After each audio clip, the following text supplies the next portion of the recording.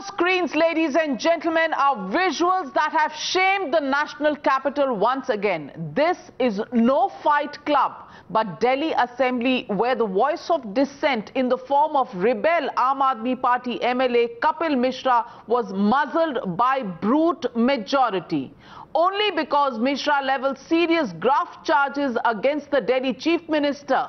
But while the Aam Aadmi Party may have been successful in silencing those who question their claims of being anti-graft crusaders in the assembly, they won't be able to muzzle our voice. We will continue to question them and demand accountability for their actions. Today, we once again bring you yet another expose that puts Kejriwal's chosen mantri Satendra Jain in the dock. Times Now has accessed documents that reveal some of the lands that belong to Delhi's Minister Satendra Jain have been seized by tax sleuths. In fact, it is this Income Tax Act in which against Satendra Jain's only defense has been demolished by people who worked with him and completely routed crores of money through their shell companies to Jain's company.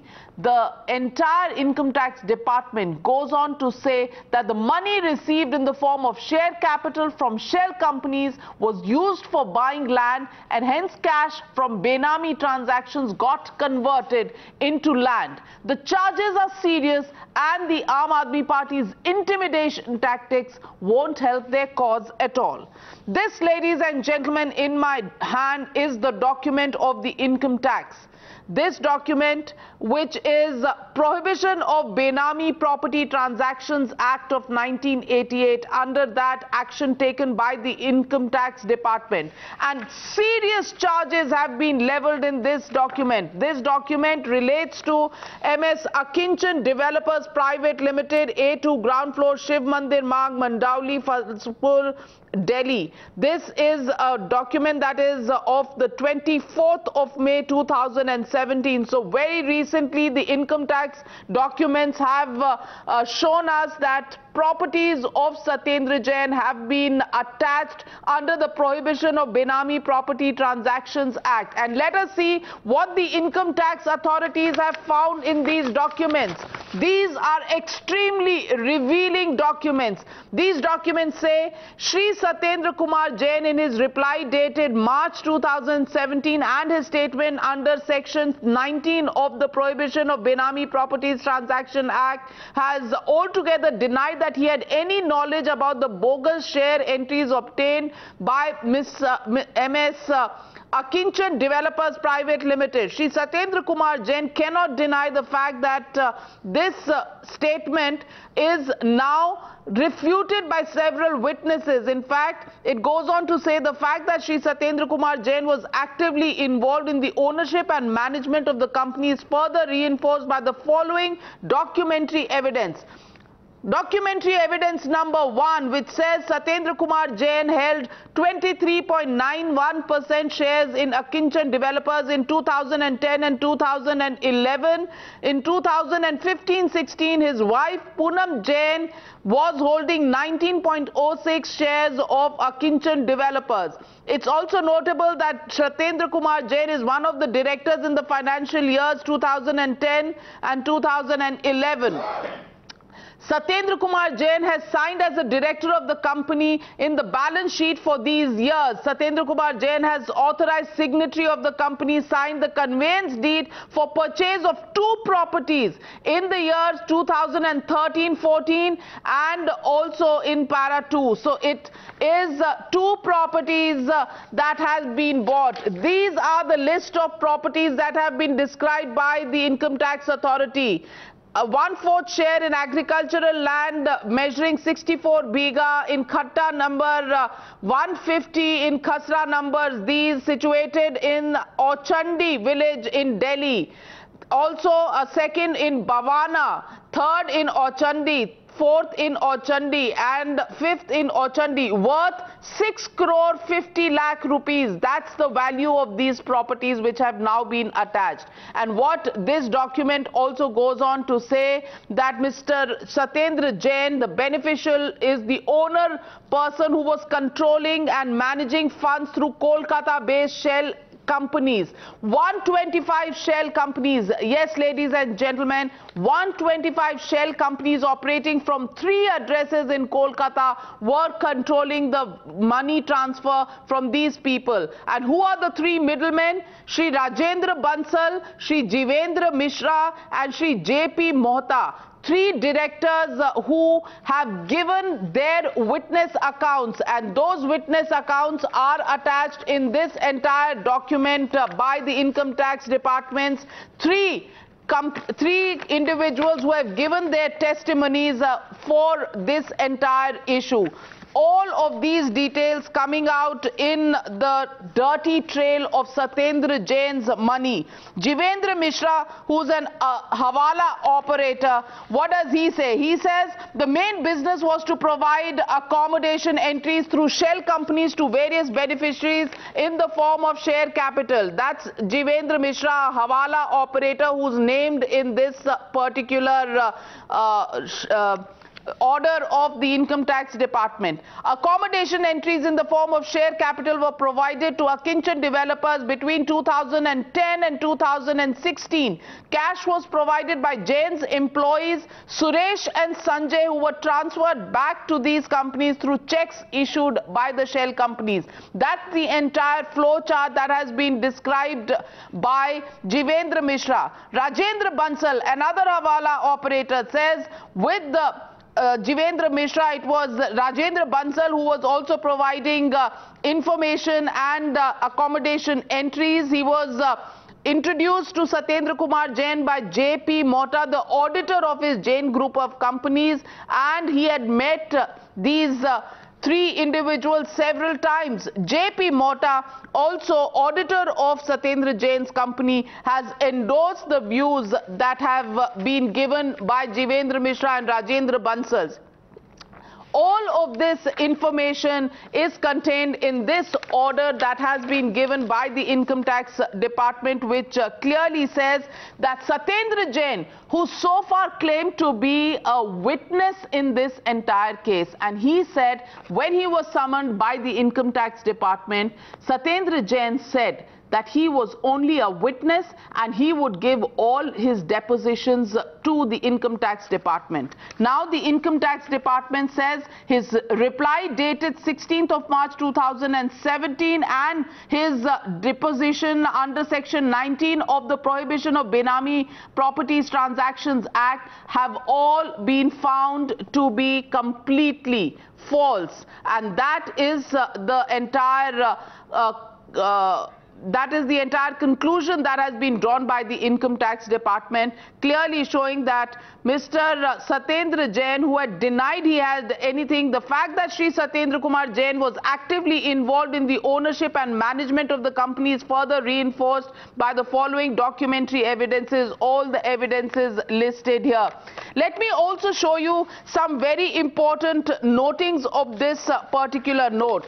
What does this note goes on to say? This note says, for transactions that happened during the year 2015 and 2016, the cash was handled by me and entries were provided by entities controlled by myself, that is Bansal, Jivendra Mishra and Abhishek Chokhani. During the handling of the cash transaction, I had contact with Mr. Sanjay and Mr. Suresh, who are employees of Satendra Jain. Overall, the cash transactions and accommodation entries were done under the supervision and instruction of Satendra Jain, having the contact number and the phone number of Satendra Jain has been given here. So every single entry had the blessings of Satendra Jain. That is something that has been deposed by the Hawala operators who have been questioned in this entire case. Let me go across to my colleague Bhavtosh Singh, who joins me live. Bhavtosh, the complete lid being blown off this entire issue. You have been able to speak to some of the income tax department officials. The fact that 3 testimonies of Rajendra Bansal, of Jivnesh Mishra and J.K. Hota, all of them point to one particular fact, that it is Satendra Jain who was using the route of shell companies to actually convert money from black into white by selling shares at 190 rupees and buying them back at 10 rupees per share, and then putting this money for land purchase sale, where it's also stated in the CBI FIR, which says that Mr. Satendra Jain is now misusing his position as a minister to try and convert these agricultural lands into residential areas. Yes, Navika, that's the damning submission by the Income Tax Department. They have said that they have carried out their investigation. Initially, his properties, 200 bighas property in northwest and outer Delhi, were seized for a period of 3 months. But the final report, a copy of which is with Times now, clearly shows that Income Tax has now believed that all the claims that have been made by Satendra Jain are false, and that's the reason why his properties now will remain seized for a period of 1 year. Senior officials in the Income Tax Department who investigated Satendra Jain, they have said that none of them, be it Satendra Jain, Poonam Jain, or his 2 nephews, Ankur and Vaibhav Jain, have managed to explain that black money was used to convert white. While he claimed that he was just a witness and that he was no longer associated with the company, the period that is under investigation, that is between 2010, 2011 and 2012, 2013, that's 2-year period, at least 16 crore rupees were laundered by them and was converted from black into white. The Income Tax has been carrying out investigation on Satendra Jain for a very long time. This is the final report that has been submitted by the Income Tax Department. They now say that it's up to the CBI to see whether the case is fit to be pursued further. They have said that a preliminary inquiry has been filed by the CBI, and in days to come it could be possible that the CBI will file an FIR and will also take into custody Satendra Jain. Well, Bhatosh, that's an important point, and if I can ask my camera person to focus on these documents, this clearly shows the statements that have been recorded. It says cash transactions and accommodation entries were done under the supervision and instruction of Shri Satendra Kumar Jain over the mobile number of Shri Satendra Kumar Jain. He also provided the mobile numbers of these persons, including Mr. Satendra Jain, on which he used to communicate with him. Finally, he also admitted that cash was transferred from Delhi to Kolkata through Hawala operators. So cash was transferred from Delhi to Kolkata through Hawala operators, and Shri J.P. Mota, who is also the accountant, the chief accountant of the company, and Shri Bablu Pathak used to give instructions on behalf of Shri Satendra Kumar Jain over phone about the cash transfer. So Hawala routes were used. Let me go across to my colleague Anand, who's joining me from the studios in Mumbai. Anand, can you take our viewers through the entire pattern of how this flowchart used to work? How was this money transferred at a premium of 190 rupees and bought back at 10 rupees? And how did this entire Hawala money go from Delhi to Kolkata and be routed back for land purchases here in Delhi in the name of Akinchan Developers, a company owned by Satendra Jain in 2010 and 2012? Yes, Navika, and we have to tell our viewers, this is just one small example. We've just put out this flowchart, and this is how money was being round-tripped regularly. This might be for a land deal, but one wonders how much cash has been round-tripped like this and what all they stumble upon now. So Satendra Jain, and then on the other side, you'd see the flowchart as it flows out. His aides, Suresh and Sanjay, they paid cash to these 2 people who are Hawala operators in Jivendra Mishra and Rajendra Bansal. And what did these people do? They used, like you mentioned, 122 Hawala companies across 3 addresses in Kolkata, and they used this money, round-tripped it, and then used it to pay cash to Akinchan Developers, of which Satendra Jain was a former director. Now, this whole amount right now, what we are putting out here is about 4.85 crore rupees, which was rotated like this. This was cash which was rotated. So it gets paid through his aides paid to the Hawala operators. They use the shell companies they're operating out of from 3 addresses in Kolkata and pay back Akinchan developers by check. So that's how this entire money was being flushed, washed, and then brought back into the system as white by Satendra Jain and his aides. He clearly was a director of this company, a former director, so he might want to distance himself, but we've put out the time period too, 2010 to 2016, when this entire, this bungling was done, this round tripping was done. Tragic news there. 2 pilots who are on board the Sukhoi Su-30 have been declared dead by the Indian Air Force. Now, the pilots have been identified as Squadron Leader D. Pankaj and Flight Lieutenant S. Achudev. They had suffered fatal injuries in the Sukhoi crash and they have succumbed to their injuries. In fact, as we speak, the rescue team have recovered the bodies of these 2 pilots. Let's go across to Sinjoy, our National Affairs editor, joining me now over the phone. Sinjoy, after a 2-week search, the family can finally get closure. The bodies of the 2 pilots have been recovered. Yes, the area was very difficult. Also, inclement weather came in the way. The Air Force deliberately had not announced the death of these 2 pilots, though there was absolutely no chance of their being alive till the bodies were found. And yes, Pankaj and Achyut, both of them, a flight lieutenant and a squadron leader, their bodies have been recovered. And naturally, it is not a great moment for the Air Force because this is a Sukhoi that went down a few days ago. It took us some time to find the plane, and then, of course, the search was really, really difficult. But at least you could say this, that there has been closure on this case. Over to you. Thank you, Sinjoy, for bringing us those details. A tragic event there 2 weeks ago, May 17th is what we understand, when the Sukhoi went down, and now the pilots' bodies have been recovered. Can you just narrate the entire incident के आज आप पे जब गोलियां hello sir मुझे आपसे बस पूछना था आप क्या नरेट कर सकते हैं पूरा इंसिडेंट के आज दोपहर को आपके साथ क्या हुआ जब आप पे गोलियां चली थी 12 बजे के आसपास मैं अपने घर से जब गाजियाबाद के लिए निकल रहा था तो गौड़ इंटरनेशनल एक स्कूल है गौड़ सिटी में जिधर मैं रहता हूँ उसी के पास में हार्डली 500-600 मीटर की दूरी पर एक बाइक पर 2 लड़के जिन्होंने हेलमेट लगाए हुए थे उन्होंने मेरी गाड़ी को ओवरटेक किया बिल्कुल गौड़ इंटरनेशनल स्कूल के सामने बिल्कुल उसके गेट पर और उसमें से जो पीछे लड़का बैठा हुआ था उसने पिस्टल को जो है कॉक करके लोड करके और मेरी गाड़ी पे शूट जैसे किया तो उसका पिस्टल मिस हो गया। इसमें क्या हुआ कि जो स्कूल के या वहाँ जो ऑलरेडी रेजिडेंशियल सोसाइटीज़ हैं उनके गार्ड और कुछ वहाँ के जो लोकल पर्सन्स थे वो लोग इकट्ठा होने शुरू हुए कि गोली चला रहा है गोली चला रहा है गोली चला रहा है इस तरीके से थोड़ा सा हल्ला गुल्ला किया। तो जब वो मेरी तरफ शूट कर रहा था तो मैंने अपना डोर थोड़ा सा खोल के पैर बाहर निकाल के और मैं बचने के लिए खुद को प्रोटेक्ट करने के लिए मैं थोड़ा सा नीचे डाउन हुआ और उसने जब एकदम शूट किया तो मेरे को आवाज़ आई पिट की तरह जैसे गोली चलनी चाहिए।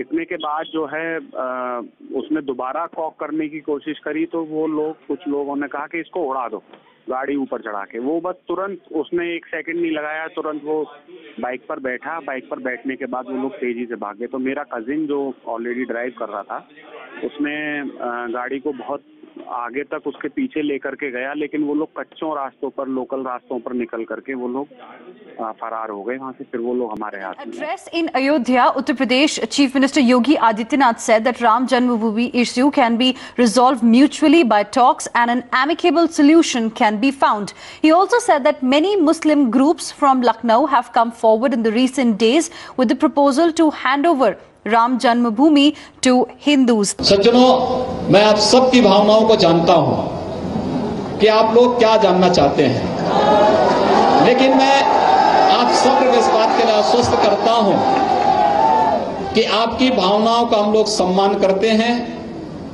और मैं चाहूंगा अयोध्या में भगवान श्री राम की जन्मभूमि से संबंधित विवाद बातचीत के माध्यम से दोनों पक्ष समाधान का कोई मार्ग निकाल सकते हैं। तो उत्तर प्रदेश सरकार इस संबंध में आपके साथ जहां आप कहेंगे वहां खड़ी रहेगी। हर प्रकार से इस मामले में सहयोग के माध्यम से इस समस्या का समाधान का रास्ता निकालने के लिए आपका सहयोग करेगी और मुझे लगता है कि संवाद का एक उचित अवसर आया है।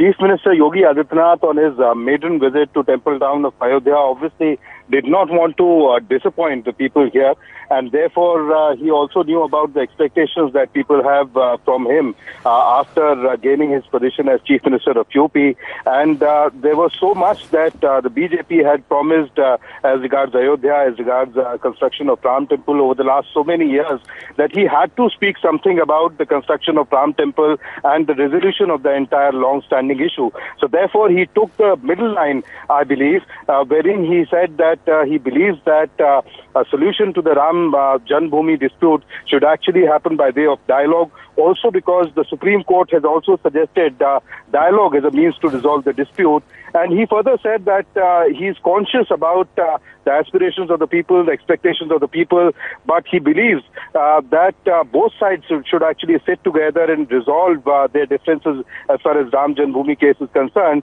And he also said that he is happy that a lot of Muslim groups from Lucknow have actually come in to Ayodhya over the last several days, and they seem to be ready to hand over the Ram Janmabhoomi to Hindus for the construction of a grand Ram temple over here. Ayodhya is concerned, he has said that the constitution should be amended. Well, he hasn't said in what way should it be amended. He has merely made a statement, so it's important for him to clarify what amendment is really necessary. And secondly, whatever the amendment gets done, whenever it gets done, will it stop Pak funding of terrorists? Will it stop infiltration from Pakistan, which really is the cause for much of the trouble in Jammu and Kashmir? Will it stop the Pakistani ISI funding, training, arming terrorists and sending them across the line of control? Will it stop the stole pelting, which is paid for by the Hurriyat through funds from Pakistan? These are questions that have to be answered by Manishankar Iyer, because you can amend the constitution in every which way possible. At the end of the day, how do you stop terrorism from across the line of control? The primary problem in Jammu and Kashmir. How do you stop the inflow of funds into Jammu and Kashmir, which is the money which is being spent on stone pelters and others? So these are problems that really have to be addressed. A constitutional amendment will not change any of these.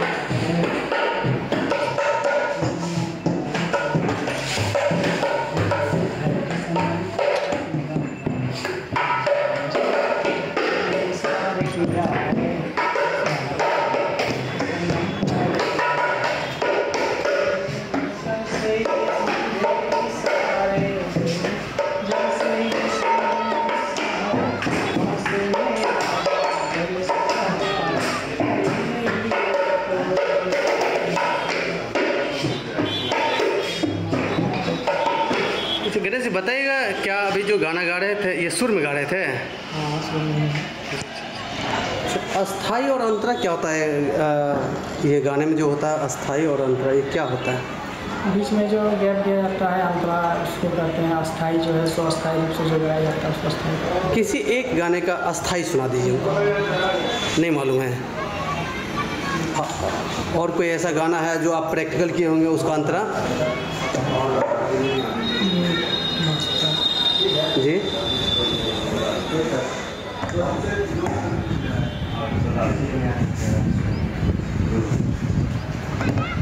Music में कितना number है आपको?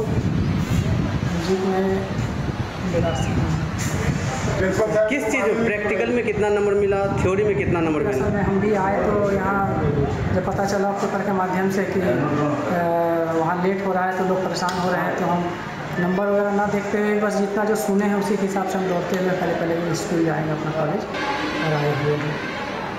तो जो हम किसी से सुने हैं बस वही जान रहे हैं, अभी तक हम रिजल्ट अपना देख नहीं पाए हैं। स्कूल में आपको प्रैक्टिकल होता था क्या? हाँ, क्या क्या सिखाया जाता था प्रैक्टिकल में आपको? सब कुछ सिखाया जाता था, लेकिन अच्छा से हम क्लास नहीं कर पाते थे, कारण गरीबी हालत था, कमाने के लिए हम उधर समय देना पड़ता था कुछ, जिसके चलते हम पूर्ण रूप से क्लास ठीक से नहीं कर पाते थे, लेकिन क्लास में रेगुलर आते थे। अच्छा, अभी आप हारमोनियम बजाए और ये नाल बजाएं, क्या आप कहते हैं ये अच्छे से बजा लिए दोनों चीज़?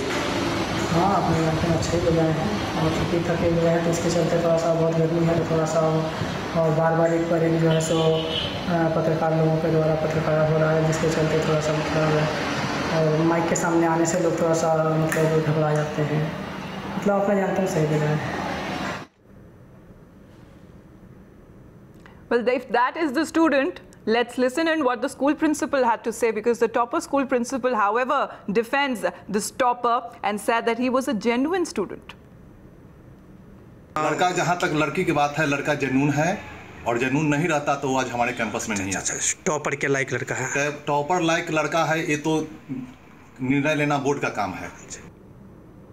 Well, the school principal seems to be proud of the student, this topper. Shyam, if I can come back to you on this, well, many will be finding it funny looking at the way he was asked to conduct practicals. But this is not funny. This is sad and a very sorry situation when it comes to education in the state of Bihar. Also, if you can tell us, were there certain discrepancies that were found in these papers when he had gone to submit in the school? Because there are some discrepancies there. Can you give us more details on that front?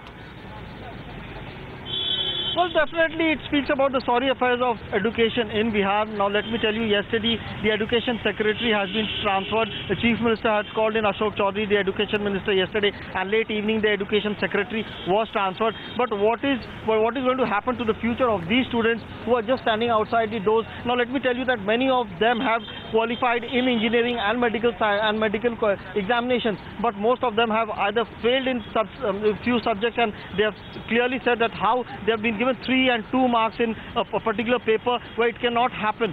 So definitely the future is in dark, and it definitely raises a question on the sorry affairs of education here in Bihar. Though the Bihar government and the Bihar Education Ministry may boast about that how they had adhered to strict measures to check cheating in exams which had happened last year, and as a result the topper scam had come into light. But definitely these discrepancies which have come out now in the paper checking which have been done definitely speaks about the sorry affairs of everything, and especially the schools and the education in Bihar. Now remember, it's the poor children who study in government schools and who are affiliated to the Bihar School Education Board. Now what about the future of these students? Now you may talk about that, yes, we are spending a great amount of money, of the government money, on education, but here is one Ganesh Kumar who doesn't even know how to sing a song. He doesn't even know the basic questions in the subject which he has topped, and all of a sudden someone from Giridih comes and take admission in a school in Samastipur, 250 kilometers away, a school unknown by many. It's not that it's a very good school that people from different states come to study here. No one knew about the school. It's a school called Ramnandan Singh School, a private school owned by a private player, and all of a sudden this so Ganesh very Kumar sorry and sad state of affairs when it comes to education in Bihar. Well, there was a lot of action that was taken against the cheating mafia when it comes to UP. Hopes that it carries on in Bihar as well, because if this is the state of education, then God help us all. Let's listen in once again to this topper Ganesh Kumar, in which he has apparently topped in the music exam.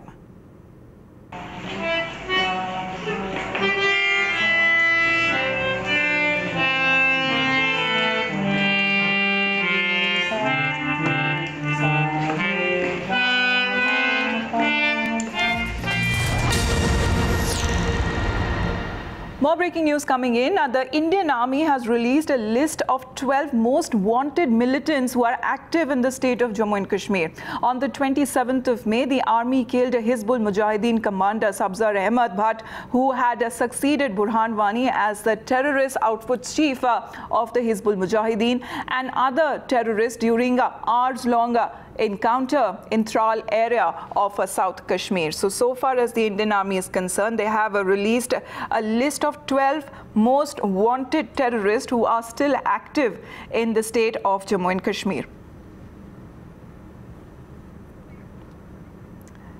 and they will be hunted down soon. As far as the Kashmir's treacherous dozens are concerned, these are the 12 terrorists who are on the police's and on the army's lookout. 12 of them, and the Indian Army has released a list of these 12 most wanted terrorists who are very much active in the state of Jammu and Kashmir. Farid on the phone line with the latest. Farid, now we are looking at these 12 terrorists who are still active in the state of Jammu and Kashmir, and they will be hunted down very soon by the army. Well, yes, this is a list of the most wanted militants of the Kashmir Valley, and these include both from the Lashkar and the Hizbul. Now, of late, they have been also categorized as A+, and A++, depending upon the kind of activities they have been involved in, and accordingly, they have been basically been figuring in the most wanted list. Now, these include Abu Dujana, who is the Lashkar's most wanted, and he has been involved in a number of attacks on the security forces, a top recruiter as well, and to add to that, he has escaped almost 6 or 7 operations. Then you also have Hizbul militants, including Zinatul Islam, you have Zakir Musa, you have a number of other Hizbul top commanders, also Yatu, who is a top Hizbul commander, one of the longest surviving Sifirok of South Kashmir. He is also someone who is a recruiter as well. So all these things have ensured that this list has been formulated, and they're on their hot trail. The forces are on their hot trail, and it seems that operations of late have been intensified to take them down before they really cause any further damage to the security forces or to the general peace. All right, Farid, stay on with us. I also have Anand, who's joining us from the Mumbai news pit. Anand, these are the treacherous 12, the dozen of them who will be hunted down by the army very soon. Yes, yes, Amita, and let's take a look at the names of who's who. This is Abu Dujana, who alias Hafiz, who is the LET Divisional Commander, South Kashmir. This is the first name, and I'm going to go horizontally here. The second name here, this person here is Abu Hamas, Jaish-e-Mohammed Divisional Commander. This is Altaf Dar, alias Kachru. This is the Hizbul Mujahideen District Commander, Kulgam. This is Bashir Wani, alias Lashkar. That's his name, LET District Commander, Anantnag. This person here is Junaid Mattu, alias Kandru. He is the LET District Commander. Mohammad Yasin Ittu, alias Mansoor. He is the Hizbul District Commander. This is Riaz Naiku, who's now been recently named as the head after Sabzar was killed. This is the Hizbul District Commander, Pulwama. Now, Riaz Naiku, there is a bit of a tussle going on between him, his accent, and him leading the entire Hizbul unit in the valley. Saddam Padar. This is Saddam Padar, alias Zaid. He's the Hizbul District Commander in Shopia. This person here is Shaukat Tak. He is alias Huzaifa, LET District Commander, Pulwama. This is Wasim. He's alias Osama, LET Commander in Shopia.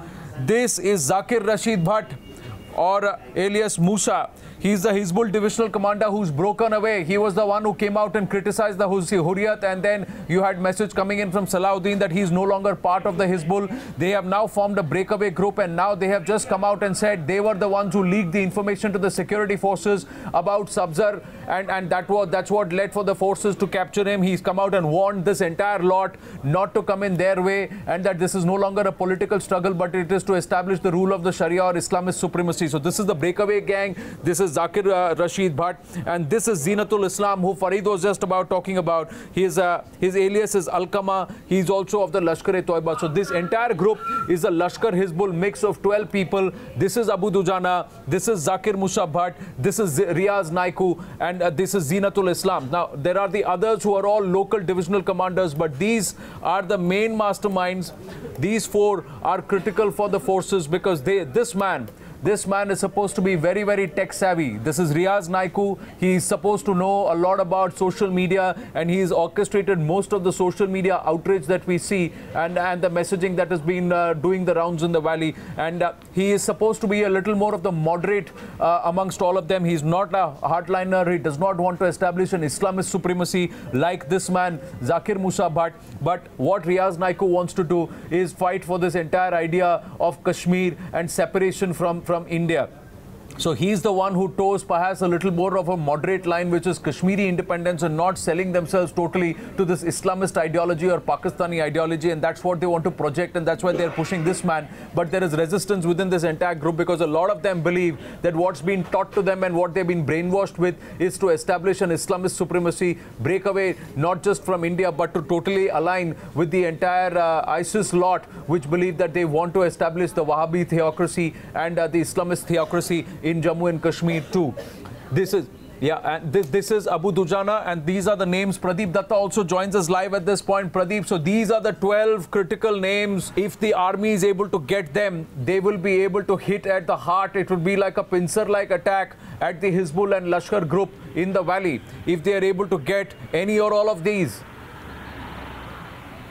See, now the army strategy has been quite different. This is an aggressive strategy where they are going to tighten noose against all these terror elements. After the killing of Sabzar, there is already a meeting going on in Kashmir Valley also. They have decided that whosoever is there, whether it's a Lashkar terrorist, Hizbul terrorist, or he is from the Jaish-e-Mohammed, they have to eliminate him if they have to restore peace and normalcy in the state of Jammu and Kashmir. These 12 terrorists, these are on the army radar and they are on lookout for them. One by one, the army has decided to eliminate all these terrorists who have been responsible for, in fact, creating unrest and disturbing peace and normalcy in the state of Jammu and Kashmir. You rightly said, see, one is Abu Hamas, then there is Abu Dujana. These two terrorists are from Jaish-e-Mohammed and Lashkar-e-Toiba. They are from Pakistan area. For quite some time, they are looking after the command of their outfit in South Kashmir area. Then there is a Naiku, who is again who is a local terrorist, but he's A++ category. As you rightly said, he's considered to be moderate, but he's involved in several terror-related incidents. He has been made, in fact, commander after the killing of Sabzar. Then there is Salim Padar. If you look at the Burhan Wani gang, whole of the gang has been eliminated except for one, that is Salim Padar, who is still at large. And right now the security forces are trying their level best so that they can zero in on Salim Padar and eliminate this man. And Zakir Musa, as you had been saying, that he had been trying to establish Islamic theocracy, because from time to time he has been uploading his video where he's been talking about Islamic Caliphate. He said that they are not here for any ideology or any Azadi or any Kashmir nationalism. All their movement is for establishing an Islamic state. We have seen such traits even in the past also, when in early 90s gun culture raised its ugly head in Kashmir Valley. But now it is quite clear that Zakir Musa group, early morning also we got one of the video which is in which one of the deputy of Zakir Musa also, he was reiterating the stand that they want to have the Islamic state. He said whosoever is come between Islamic state and will try to in fact oppose that move, they are not going to spare that person. He said they are not even going to spare their people who are from the other outfits. So these 12 people are considered to be notorious, dreaded terrorists right now who are responsible for terror-related activities in Kashmir Valley, and they are the ones who are having command in their hand. Some of them are from Lashkar-e-Toiba, some of them are from Jaish-e-Mohammed, and some are from Hizbul Mujahideen. And already army has made it stand clear, government has already made it stand clear that they have to, at any cost, get all these 12 terrorists if they have to restore peace and normalcy in the state of Jammu and Kashmir, because at the end of the day, it is the rate of the security forces has to run large, because normally it has been seen that these elements, because there was south paddling. Pradeep and Amita, I'm just going to interrupt you and just quickly take our viewers through the names again that we have been mentioning, and then Amita, you can take this forward. See, this is Abu Dujana. Yes. This is Abu Dujana, who is alias Hafiz, LET Divisional Commander, South Kashmir. This is Abu Hamas. Just now Pradeep was also mentioning him. He is a Jaish-e-Mohammed Divisional Commander.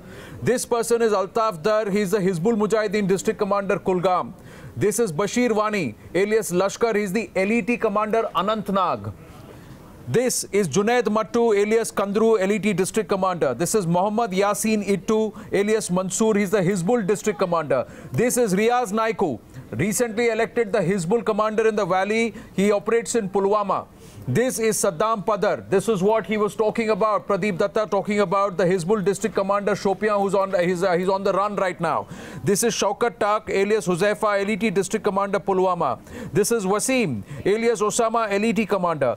This is Zakir Rashid Bhatt or Zakir Musa Bhatt. He's called Musa also. He's the breakaway Hizbul commander who's now been ousted, and they are all fighting with each other now. He's perhaps a hardliner in this entire lot. Zinatul Islam, alias Alkama of the Lashkar. So Lashkar, Jaish and Hizbul. This entire 12 is a mix of all these three outfits, Amita.